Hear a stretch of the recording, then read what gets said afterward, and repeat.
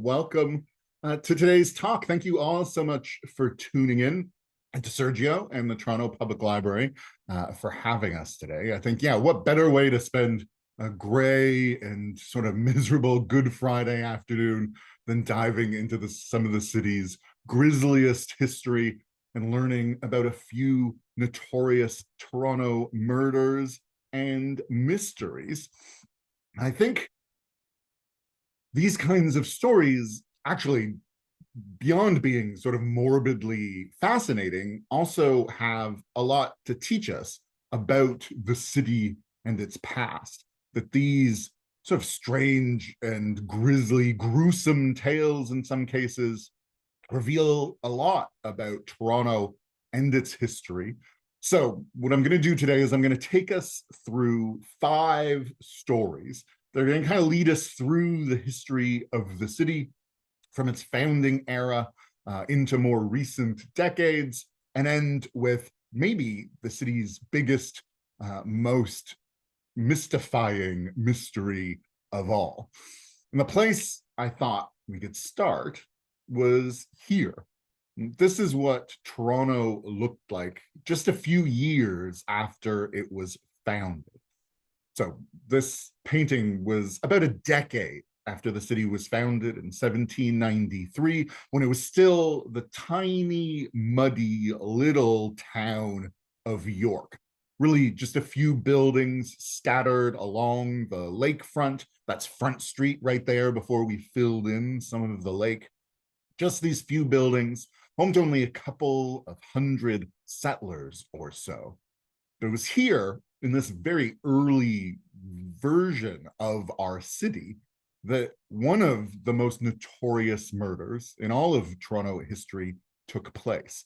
It was actually a few years before this painting, so Toronto wasn't even quite this built up, in 1796. So just 3 years after the town of York was founded, on an August night. Most of those few hundred or couple hundred settlers that evening must have already been asleep. It was nearly midnight on that August night when a group of soldiers were moving through the darkness. One of them was a member of the Queen's Rangers, the military unit that was being used to build the city. We know what those soldiers and their uniforms looked like, though this isn't an image of Charles McEwen himself. We do know that he was one of that group moving through the city, or the little town, really, after darkness that night. And the Queen's Rangers had been sort of tasked with keeping this little colony safe and helping with its prosperity. Charles McEwen was about to do the opposite. He was about to commit a crime so heinous that it nearly tore this colony apart. And to understand just how brutal and sort of impactful this murder was, it helps to rewind a little bit and go back a few years to the very founding of this town. This is what Toronto looked like the week that it was founded in 1793. And it was, as we know from what Sergio already said in the land acknowledgement, that it was a place where people had already been living for thousands and thousands of years. The Wendat, nations of the Haudenosaunee Confederacy, and at the point when the British showed up in the late 1700s, it was the Mississaugas who were living on this land. And so it was the Mississaugas that the British were negotiating with over the founding of the town. And one of the most vital allies that the British had among the Mississauga leadership was a man named Chief Wabakanine. He was known as a tall and very honorable man, that he was a peacekeeper who tried to lead by consensus. And he'd been a vital British ally at this point for decades. He had helped on the British side of the American Revolution, risking his life to fight against the American revolutionaries, had helped sort of make alliances with other First Nations as well. And in more recent decades, he'd been an important part of the treaty process as the British tried to negotiate deals that let them build cities like Toronto. The treaty covering the land where we live today in the city of Toronto is known as the Toronto Purchase. And Chief Wabikanine was there during the negotiations. In fact, his name was one of, I believe, 3 Mississauga chiefs whose names appeared on that treaty about this land. The Toronto Purchase would turn out to be a wildly problematic document for a lot of reasons. One of the main ones, just beyond disagreements about oral and written history and what land was even discussed, is that when the British arrived to start building the town, John Graves Simcoe, the founder of Toronto, realized the Toronto Purchase was even just a blank deed. It hadn't been filled in to even describe the land that it was covering, and that the signatures of the First Nations chiefs, including Wabikanine, had actually been written on a separate piece of paper and attached to the Toronto Purchase deed later, helping to throw it into dispute that wasn't settled until 2010, when the city paid $145 million to the Mississaugas, the estimated value of the land back in the 1700s, so translated into modern dollars.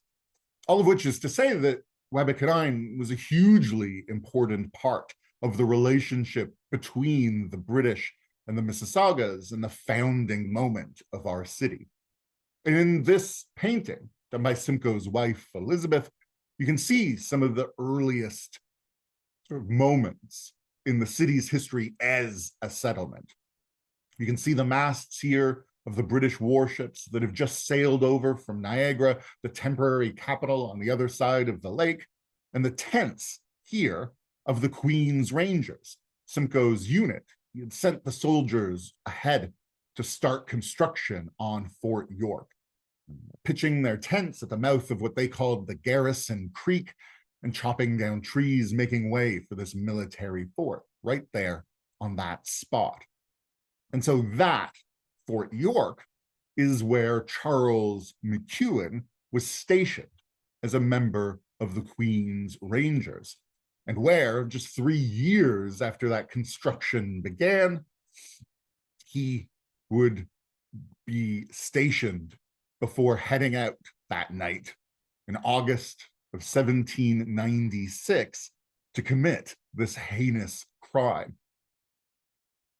From the historical reports, it seems that early that afternoon, Charles McEwen had met a group of Mississaugas, including Chief Wabikanine. Some of the Mississaugas had come in from sort of where their council fire was at the mouth of the Credit River to trade at sort of an early version of the St. Lawrence Market, an outdoor market on the waterfront, right where the modern market is today. Trading salmon and other things. This trade with the Mississaugas was an incredibly important part of sort of the city's growth in its early days, thanks to figures like Chief Wabikanine. And according to these reports, Charles McEwen had propositioned Wabikanine's sister, offering her some alcohol and a shilling, I believe, in return for sexual favors. And according to the story, that night, Charles McEwen was looking to collect by force if necessary.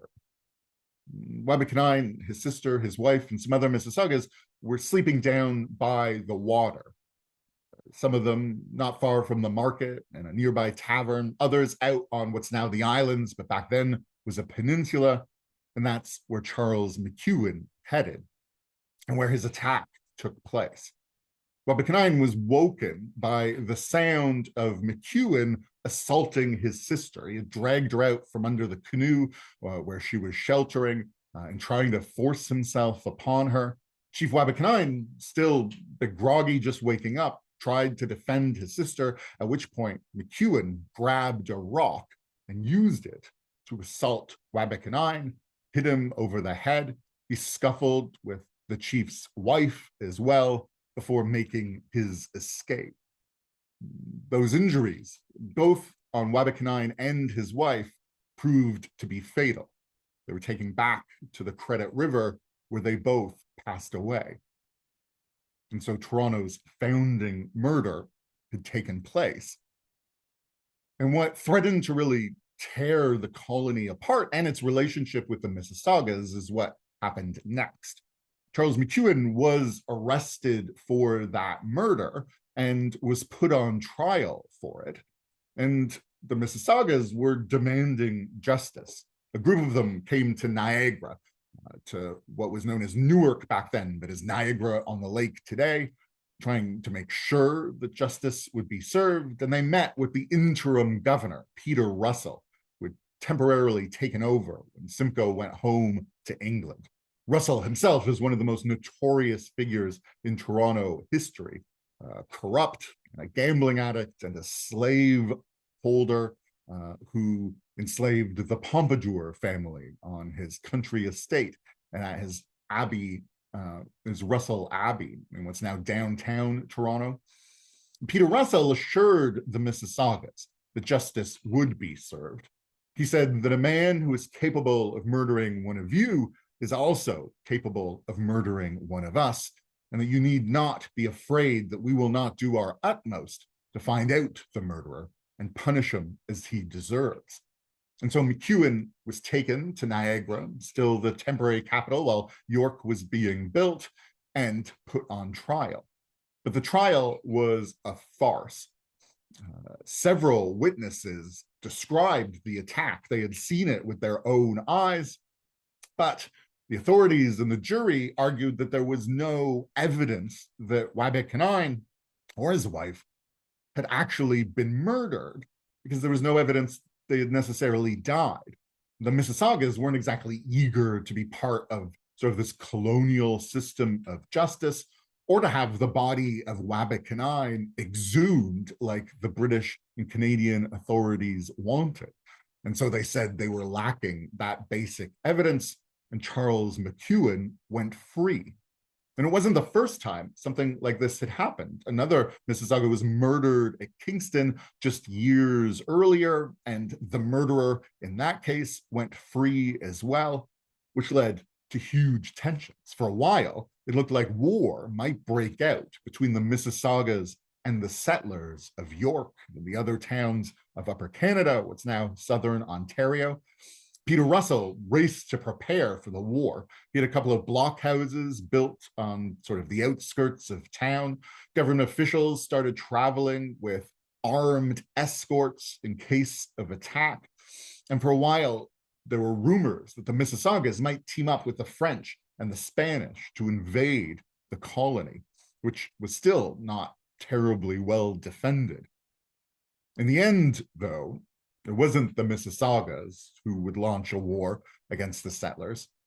Instead, in time, those tensions, while still very much there, didn't lead to violence, in part because the Mississaugas were being intentionally weakened by the government of Upper Canada, the settlers overhunting and overfishing their land, also unleashing European diseases. And a couple of decades after the first Toronto purchase was negotiated, a new deal was signed, this time for even more land than the original one covered, and with the settler government having more leverage to force the Mississaugas into this deal. And so in the end, it wasn't the Mississaugas, but the Americans who would attack York and sort of lead to Fort York having to be used, which is what leads us to our second murder of the day. With the War of 1812 underway and the Americans invading the Canadian colonies, the man who lived out here at Gibraltar Point and manned this lighthouse was vitally important. And he is our second murder victim. He grew up thousands of kilometers away in one of the German states, in the city of Ansbach in Bavaria. His name was J.P. Radelmuller. He actually started out in his early days as a farmer there in what's now Germany. But in those days, the British royal family had very deep roots to Germany, having been a German family. And so Radomüller was eventually hired on as a royal servant in the British court. And these are the days of the so-called mad King George III, sort of the days of the Georgian era and the Regency, covered by Jane Austen novels and the Bridgerton TV series and that Queen Charlotte spinoff. J.P. Radomüller was right there in the thick of that court, that scene. At first working for the king's brother, I think, Prince William, which wasn't a great job. The family was so heinous that one of them was called the Contagion by other members of the family. Radomüller quit for a while, went back to Bavaria, but these were the days of the Revolutionary Wars with France, and he was driven off his land, and as a refugee, kind of had no choice but to return to the British court. And this time he got luckier with his new job, working for the king's son, Prince Edward, father of Queen Victoria, and the guy that Prince Edward Island and Prince Edward County are named in honor of. He was actually just visiting Britain, recovering from an injury. I think he'd fallen off his horse. He was really spending most of his time by this point in the Canadian colonies. He'd already spent time in Quebec and Nova Scotia. He'd even visited the Simcoes at Niagara. And so as soon as he was well enough, he, with his new servant, J.P. Radomüller, headed across the ocean back to the Canadian colonies. And when Prince Edward eventually returned home from Nova Scotia, J.P. Radomüller stayed. He was a servant of the Lieutenant Governor of Nova Scotia for a while, but he longed to return to his days of farming and heard the best farmland was out here in Upper Canada, in what's now Ontario. And so that's how, in the early days of York, J.P. Radomüller ended up here in what's now Toronto. He helped some German immigrants settle along Yonge Street up in what's now Markham, I believe, and became incredibly valuable as a translator between the British authorities and these Germans. Became very respected among the colonial leadership. We even have his signature. So that while we don't have an image of him himself, which is why I'm using the silhouette, we do know what his handwriting looked like and how he spelled his name on these government documents. And he was seen as so trustworthy that the government soon gave him a new job, a new post of incredible importance. They made J.P. Radomüller the first lightkeeper of the Gibraltar Point Lighthouse. It's still out there today on the islands. You can go visit it yourself. It's the oldest lighthouse anywhere on the Great Lakes, older than all but one other lighthouse in all of Canada. And that older lighthouse in Nova Scotia has been renovated so much that no less an authority than Lighthouse Digest magazine, which is a thing that exists, argues that it might not even count. So according to some, our lighthouse is the oldest lighthouse in Toronto, if you can believe it. And J.P. Radomüller was the first one there to keep its light burning, including during these days of the War of 1812, days when losing one ship, beaching it on the islands or wrecking it on the dangerous shoals, as many ships have been through the history of our city, could have been enough to turn the balance of the entire war.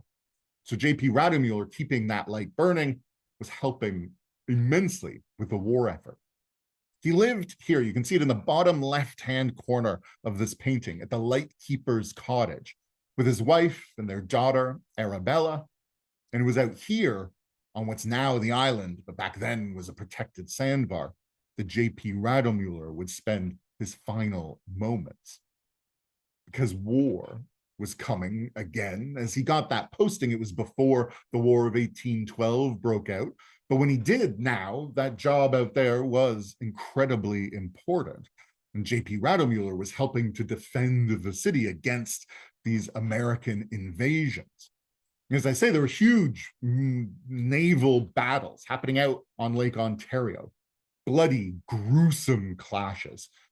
The reason, pirates famously have hooks for hands and eye patches and peg legs is because of how brutal naval warfare was. Cannonballs and grape shot smashing through wood and masts and sails and bone and flesh. Some captains would paint the decks of their ships red so the blood would blend in, or put down sand like sawdust at a butcher's shop. Both sides, the Americans and the Canadians and British, were building huge warships on shipbuilding facilities on both sides of the lake, racing to take control of it. And if the Americans could, they'd have enough control of Lake Ontario to sail down the St. Lawrence River, besiege Montreal or Quebec City, the big prizes. And so, as I say, Radomuller's job, keeping that from happening, was incredibly important. And back then, the islands weren't islands yet. They were still a sandbar connected to the mainland.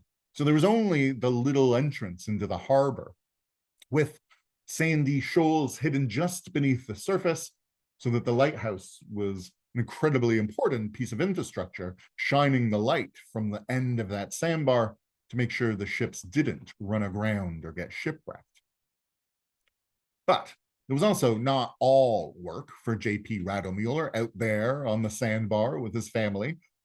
He also is said to have brewed a lot of beer in the German style. And that made J.P. Radomuller very popular with the Queen's Rangers, with the soldiers stationed out there, both at Fort York and at a blockhouse built on the island. We still call that spot Blockhouse Bay today. And so Radomuller was frequently entertaining the soldiers with this German-style beer, and he did it all through the war, right up to the end.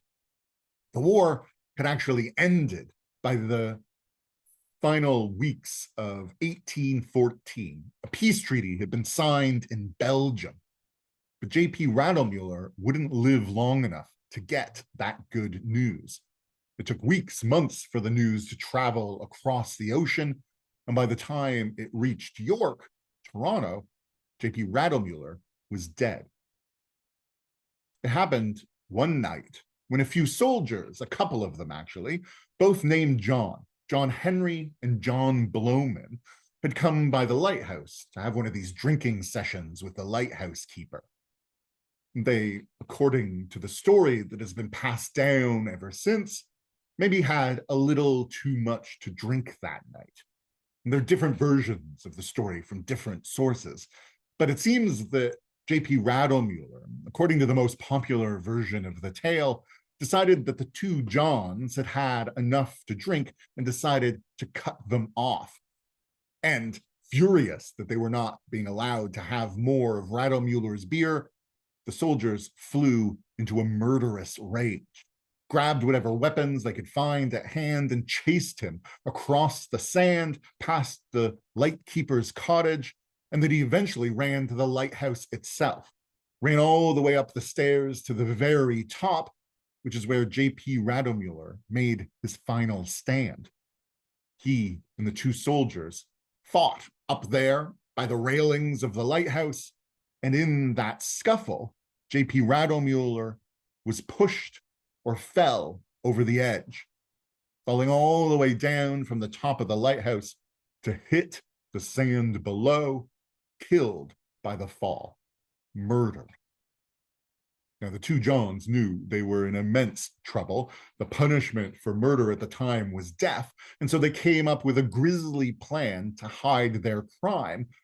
According to the story, they chopped the lightkeeper's body up into pieces and then buried them in various locations in the sand so that his whole body would never be found at one time. And then they made a run for it, knowing that if they were caught, it would mean death for them too, quite likely.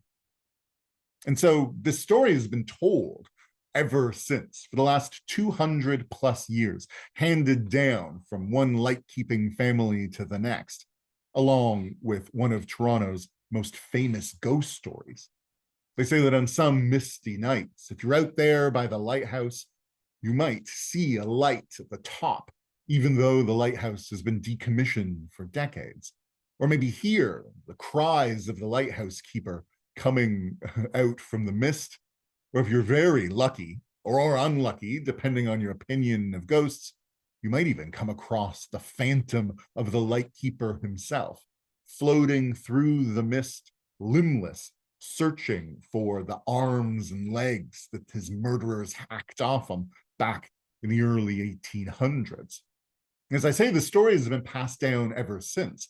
And for a long time, people didn't believe there was any truth to it at all.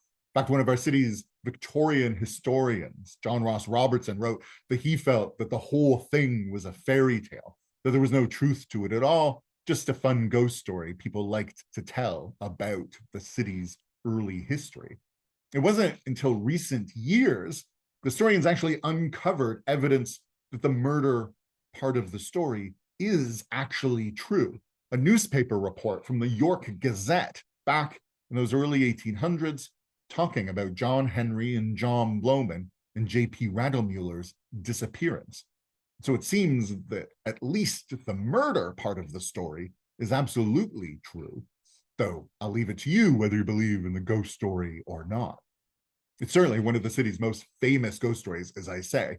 In fact, when the lighthouse was decommissioned in the 1950s, I think, a new historical plaque was placed on the side of this building, the oldest building in Toronto that still stands on the spot where it was originally built.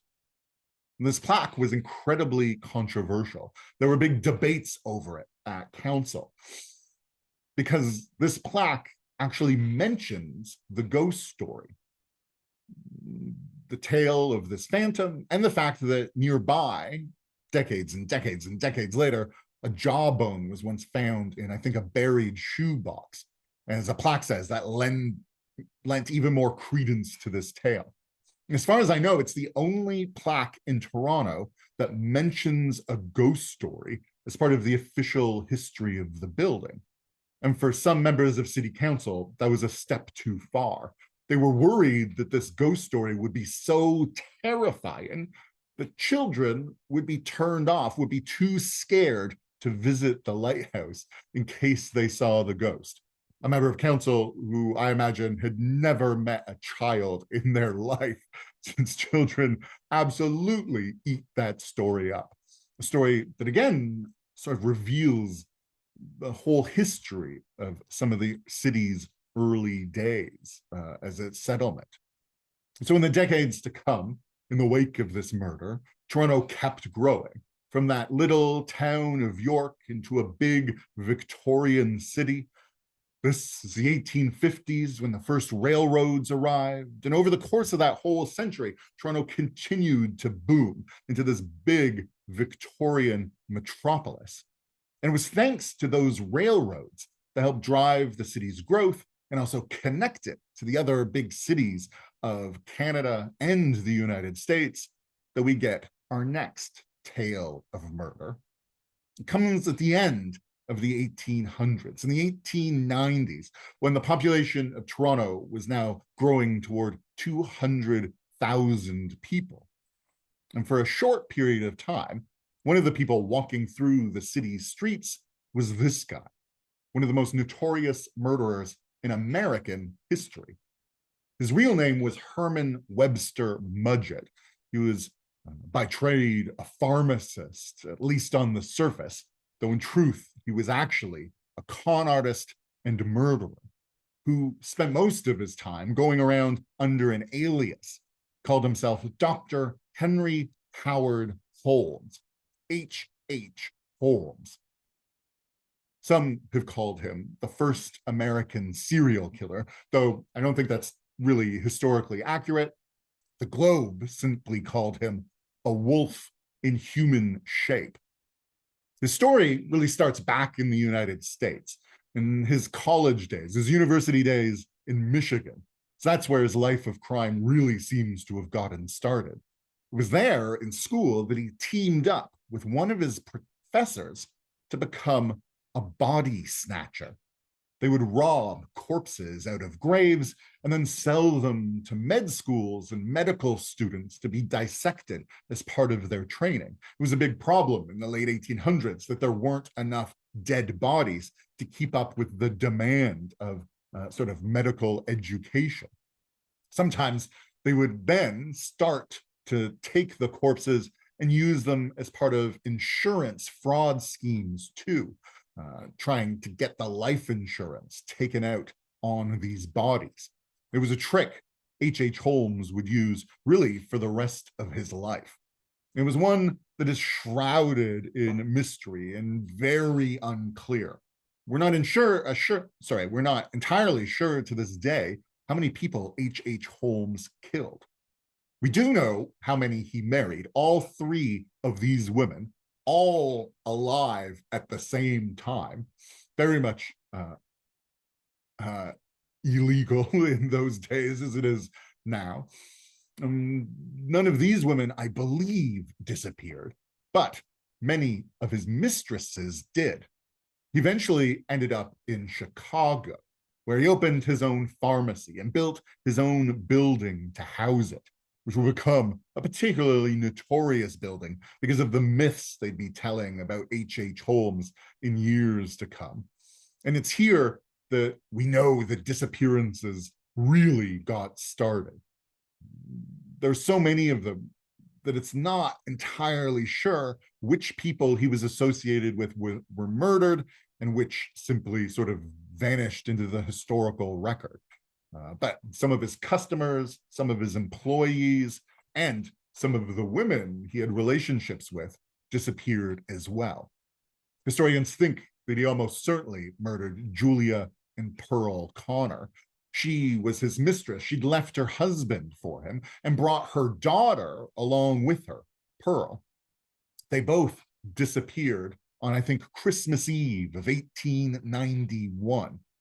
H.H. Holmes would later confess to their murders, said that, in fact, it was only Pearl that he'd killed. He changed his story over time, but in the end, he settled on the idea that he had tried to perform an abortion with Julia and that it was botched and she died as part of that, and that then he'd killed Pearl to make sure that he covered his traces. In the basement of his building, a child's skeleton would be found years later, seeming to confirm at least part of that tale. They think Emmeline Segrand was also someone he was having a romantic relationship, a woman who was one of his employees at the pharmacy. She too disappeared without a trace and seems likely to have been murdered. Minnie was another one of the women he was sleeping with, and she brought her sister to be part of their group. Anna Williams wrote to a family member that he had promised to look after them, so they didn't need to worry about her anymore, which sadly they didn't, because she too, along with her sister Minnie, would disappear, thought to have been murdered by H.H. Holmes. Things don't really get weird, though, until this guy enters the scene, and things go up even a gruesome notch from there. Benjamin Pitezel became H.H. Holmes' literal partner in crime. They were concocting another one of these insurance scams. They were going to get a body and take out life insurance in the name of the dead person and then present the body to get the payment. But H.H. Holmes, in the end, had trouble getting a hold of a corpse to use and decided that it would be much easier just to kill Benjamin Pitezel. Their plan, after all, was to claim the corpse was Pitezel, take out life insurance in his name. And so by killing the man himself, he'd have the actual body to present. H.H. Holmes and his actions didn't always seem to make sense. In the end, the murder was one that seems to have made it all sort of a moot point. He ended up chloroforming Pitezel, maybe to make it seem like suicide, and also burned his corpse, maybe before then trying to chloroform it. The evidence is all sort of strange and unclear, but we do know for sure that he murdered his partner in crime to try to get the insurance money.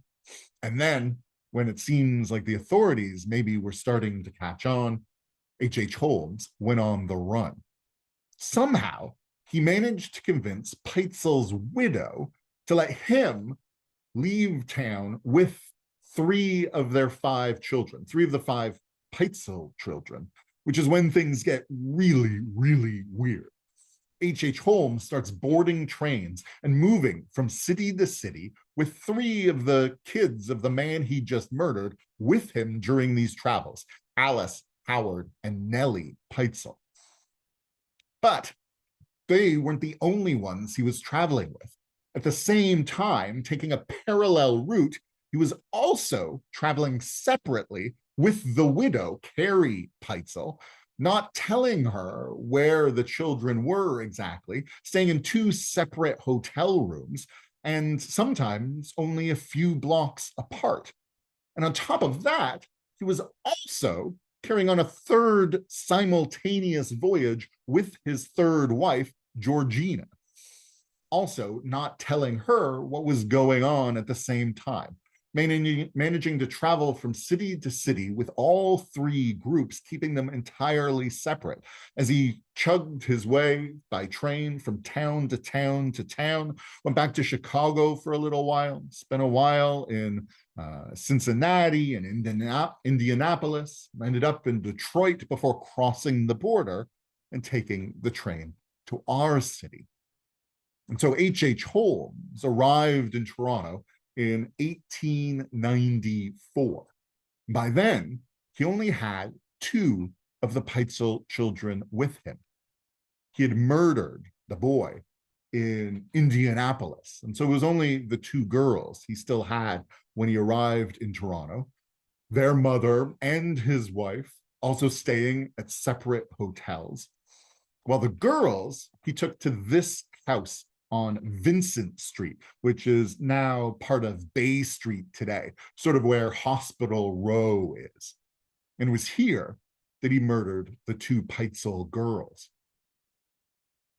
He would later confess that he had locked them in a trunk and then fed poison gas into it through a hole by using a pipe, and then borrowed a shovel from the next door neighbor, this exact shovel, to dig a hole in the dirt floor of the cellar of the home to bury their bodies there. And then he carried on with his travels. The police, by this point, were catching on to him and trying to track him down. They finally caught up with him in Philadelphia and made the arrest. And the American detective then tried to retrace Holmes's steps from city to city. And so that detective ended up in Toronto at this house on Vincent Street, where he borrowed the exact same shovel that Holmes had used to dig up the cellar. Incredibly grisly, gruesome scene. The detective said the deeper they dug, the stronger the stench became, until they finally uncovered a child's forearm there in the dirt and made the heartbreaking discovery that those two children had been killed here in our city. And so they were two of the many murders that H.H. Holmes was charged with. He was arrested. This is his infamous mugshot, and put on trial in what became one of the most sensational murder stories in American history. And it's there that things get really unclear, because Holmes started admitting to dozens of murders, some of which we know for sure didn't happen. He was confessing to crimes he didn't commit. There were people he said he'd murdered who then turned up completely alive and very unmurdered indeed. The press took that story and ran from there and started pitting even more murders on him than the dozens he had confessed to. And so when he was finally hanged, it was entirely unclear how many people he'd actually killed. Some members of the press were claiming it might be as many as 200 or so. And there were other myths that started to be told too, because of the timing of the murders. H.H. Holmes had been killing people during one of the biggest moments in the entire history of Chicago, when the city was very famously hosting the World's Fair, probably the most famous World's Fair in history, the one where the Ferris wheel was rolled out. And because he'd been building this building, where he kept his pharmacy at the same time, people started telling all sorts of stories about it. Holmes had never finished the third floor. You can see it in this photo. But he had told investors that he was going to use it as a hotel for tourists coming to the World's Fair. And so the press kind of put these things together and started claiming that Holmes had used this building as sort of a murder trap for guests at this hotel. In truth, none of that seems to have ever actually happened. There's no evidence that anyone ever stayed there, that he ever opened it as a hotel. There were some secret rooms in it, but that seems to have been places for him to hide furniture that he was never planning on paying for, not to hide bodies or carry out his murders. But that didn't stop the press from talking about rooms designed specifically for killing, traps and poison gas. And so his building that housed his pharmacy became known as H.H. Holmes's murder castle, even though we don't think it was really used quite that way. It was still enough to heap guilt on those who had helped him build it. So the murder castle itself did prove to be deadly when one of the men who'd helped Holmes with the construction killed himself years later. The press said, weighed down by the guilt of having helped Holmes build what he thought was a murder castle, though it really wasn't at all. Not that there weren't bodies hidden in there and real murders carried out by the man who became known as the first American serial killer, whether or not that's true either. And so the H.H. Holmes story has kind of become a whole industry. You can get board games that talk about his murder castle. I think you can see a little tiny H.H. Holmes in this little drawing here, dragging a corpse down into the basement. There are even days when Chicago hotels apparently rent out their rooms on an H.H. Holmes theme.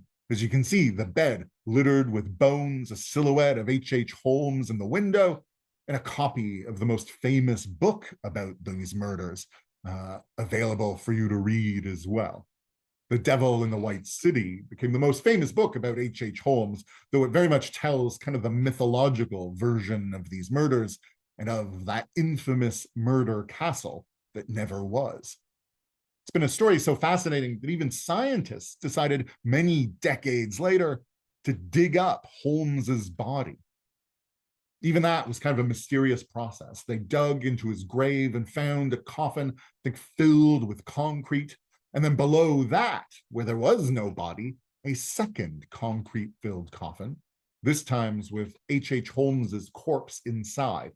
He'd asked to be buried beneath the water table, encased in concrete in order to preserve his body.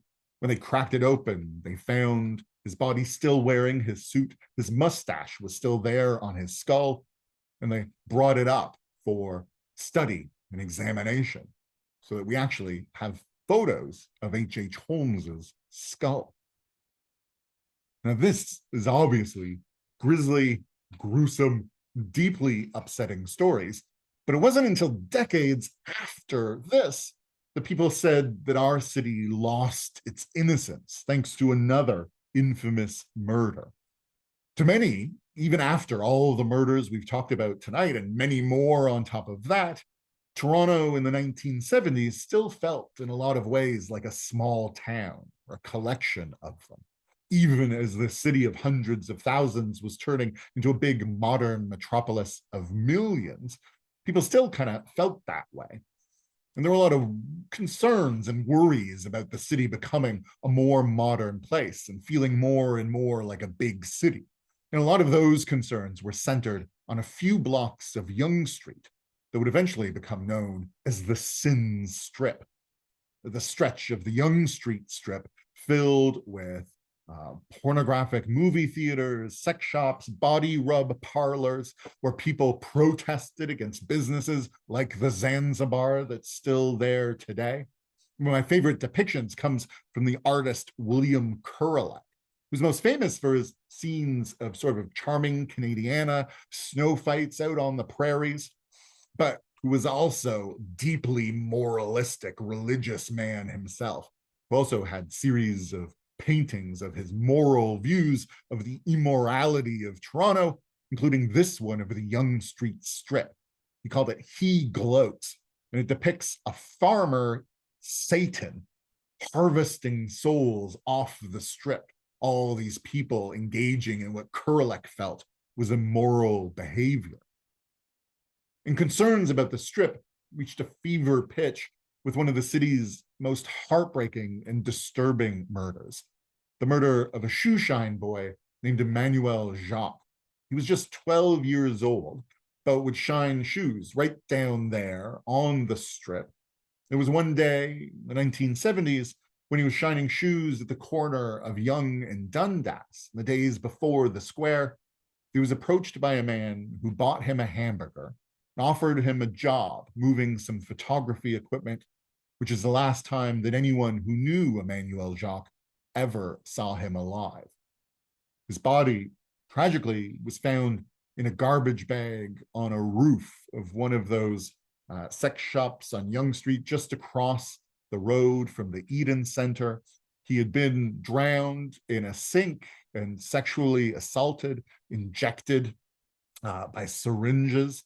An absolutely horrifying crime, deeply upsetting and deeply shaking to the idea of Toronto as a small town, of that old idea of the deeply moral Toronto, the good.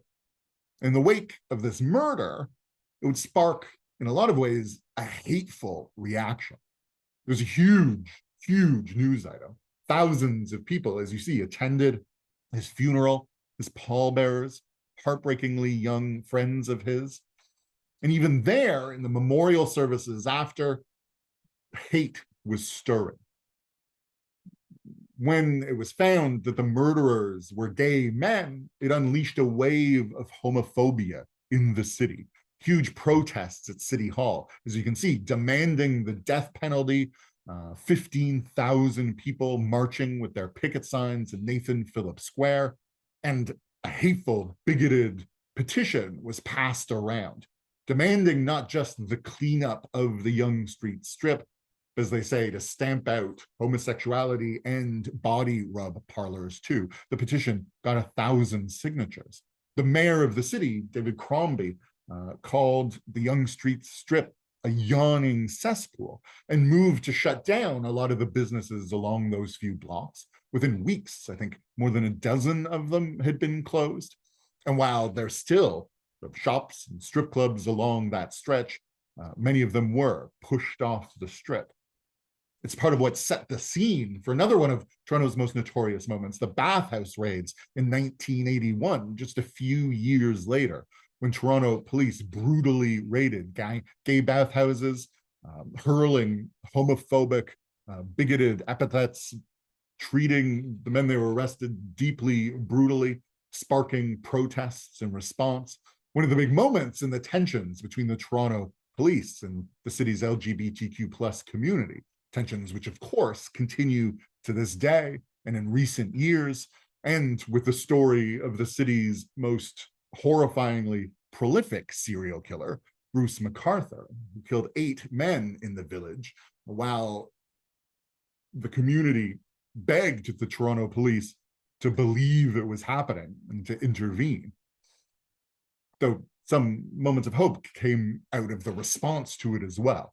In the wake of the bathhouse raids, there was a big protest march down Yonge Street, which today is recognized as the first official Pride parade, the precursor of today's big festival. Though the roots of Pride itself go all the way back to the 1940s and 50s and people having picnics out at Hanlon's Point. 2 of the men who marched in that protest march after the bathhouse raids then became the first to get married after the Supreme Court struck down the law banning same-sex marriage in Canada. They got the news at Osgoode Hall and ran around the corner to the courthouse to become the first to be legally married after the law was struck down, though there were other couples as part of the Supreme Court case who had gotten married before the law was struck down. Michael Leshner and Michael Stark were then celebrated in the next year's Pride Parade as well. So now we only have a few minutes left, and I'm going to try to go fast through our final story so we have a little time for questions as well. But the title of today's talk is Toronto's Most Notorious Murders and Mysteries. So I wanted to make sure to include the story of one of our most fascinating and strangest mysteries of all, which might be a murder and might not, which is part of the mystery of it all. It takes place in Toronto in 1919, the city you can see here. And it revolves around one fancy theater on King Street called the Grand Opera House and the man who owned it. The Grand sat on King Street where University comes through now. I believe it was demolished to make way for the new street, though it might have actually burned down before that happened. It certainly would have been demolished anyway. And it was owned by a man named Ambrose Small, Toronto's biggest theater tycoon. He owned a whole series of them. And in 1919, he decided to sell them off. It was a good moment to do it. The economy was suffering after the First World War. Movies were now getting more and more popular. And so he sold off his whole empire, theaters in all sorts of cities, for the sum of, I believe, $1.75 million or so, about 30 million in today's money. He celebrated the sale that night. He left the Grand Opera House, where I believe he signed the deal, I could be wrong about that, with $1 million check for part of the money. I think the first $1 million check in Toronto history, maybe even Canadian history. We think he likely maybe went to speakeasies that night, spent the night partying and boasting about the fact that he had this $1 million check right there in his pocket. The next day, he went to deposit it in the Dominion Bank at King and Yonge, the one right here on the left. It's today 1 King West with a big condo tower on top of it. But the old bank teller desk is now, or the countertop is now Toronto's longest bar in the mezzanine level. And in the basement, you'll still find a huge vault from the old bank back in the days when Ambrose Small deposited that check. He was then seen later that day at his opera house. And that's the last place he would ever be seen. He vanished without a trace the day the day of depositing that check. And to this day, no one's entirely sure what happened to it. People actually didn't notice for weeks. Ambrose Small was known to be a big party boy, sleeping around, cheating on his wife. He was actually already known to disappear for weeks on end as he went on these benders. And so it wasn't until weeks later that the news finally broke that he hadn't been seen in ages, that his office had been found sort of all askew, his chair knocked over, I think some papers around, and that no one was sure where he had gone. And he never turned up again. People have been trying to solve this mystery ever since. And there are all sorts of suspects. Some cast their eyes toward his wife, Teresa Small. We know they had a rocky relationship. They were both cheating on each other. They had disagreements over the deal to sell off this theater empire. In fact, it seems like she maybe nearly scuttled it right at the end. And to this day, we're not sure whether the deal they landed on is one that made them both happy. The police questioned her, of course, even went to their house here on Glen Road in Rosedale, are said to have pried up floorboards, trying to see whether she'd hidden his body beneath the home's floors. There's his mistress, Clara Smith, who doesn't get often mentioned as a suspect, but is very much part of his story.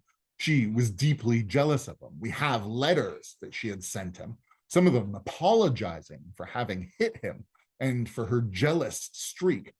Very much tempestuous love affair.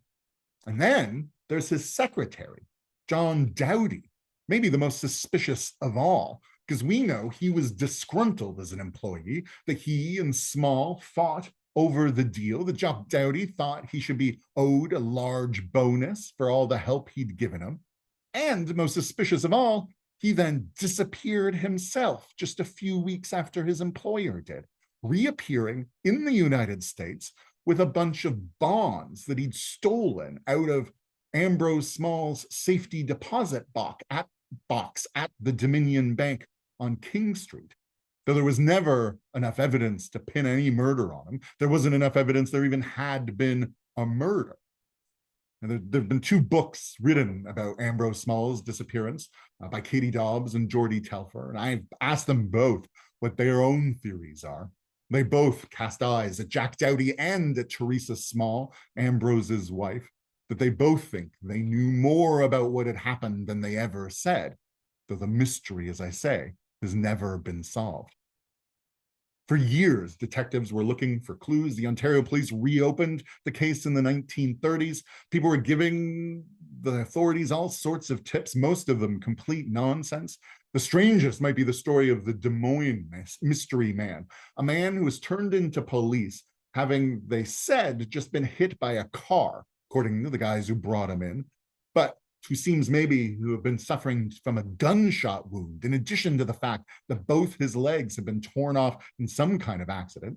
He apparently was a dead ringer for Ambrose Small, once pointed at a photo of Ambrose Small and said, yes, that's me, but also claimed to be suffering a loss of memory. That all he knew was that his name was Jack Doughty, the name of Ambrose Small's secretary, and that he had just come in from Omaha. Though strange as it is, no one's ever been able to successfully connect it to the disappearance of Ambrose Small any more than that. And so to this day, we have no idea whether Ambrose Small was murdered or where he ended up.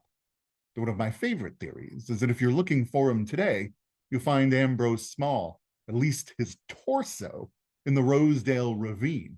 And that whoever killed him, whether it was Doughty or his wife or someone else, had his body chopped up, a little like Rattlemuller back in the early 1800s, and buried at least part of him in a garbage dump in the Rosedale Ravine, and that pieces of Ambrose Small might still be there to this day. And so I hope you have enjoyed those stories today. Thank you so much for listening. As I say, I think these stories, though they're gruesome and grisly and morbidly entertaining, also have a lot to teach us about the city and how it works from those founding days and its connection to the Toronto Purchase through the wars and the growth of the city, all the way up to the Yonge Street Strip and beyond.